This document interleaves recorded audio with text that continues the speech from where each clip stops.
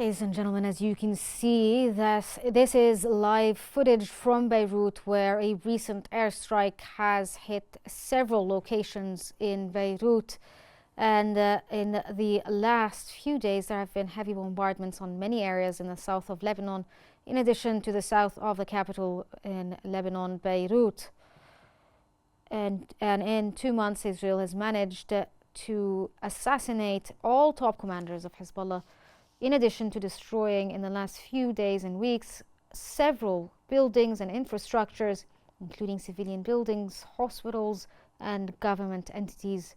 There are talks of 6 hospitals that are out of commission or close to being out of commission due to heavy bombardment. Civilian death the death toll has been quite high since these strikes began, which is very recent, and the numbers range in the thousands rather, that are also injured due to the heavy bombardments of the Israeli side. And also the Israeli side has said or stated that they will go on small tactical missions within the south of Lebanon, but they continue on with their aerial bombardment, destroying many civilian structures, and almost 1 million Lebanese people have been displaced from their homes. Numbers also are that almost 200,000 have fled Lebanon into Syria.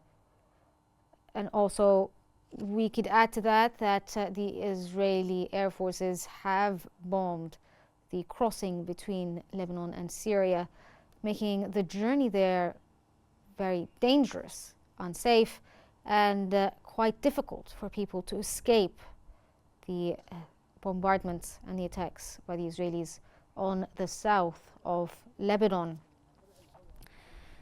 This has been going on, the tit-for-tat situation between Hezbollah and Israel for the last year, almost last year, but things have escalated in the last 2 months with several targeted attacks on top commanders of Hezbollah.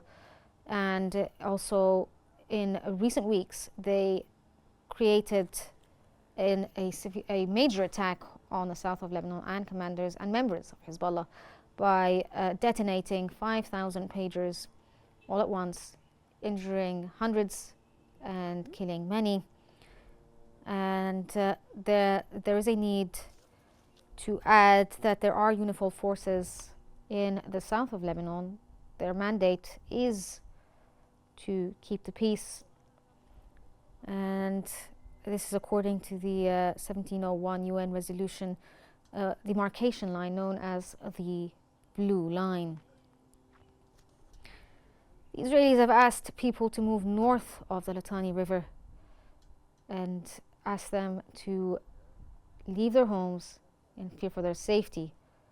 Israelis have also targeted civil defense workers, including emergency services, firefighters, paramedics, and they have hit hospitals, stopped emergency services from access to the injured and the wounded, stopping them from getting them from underneath the rubble, when the Israelis have targeted many people.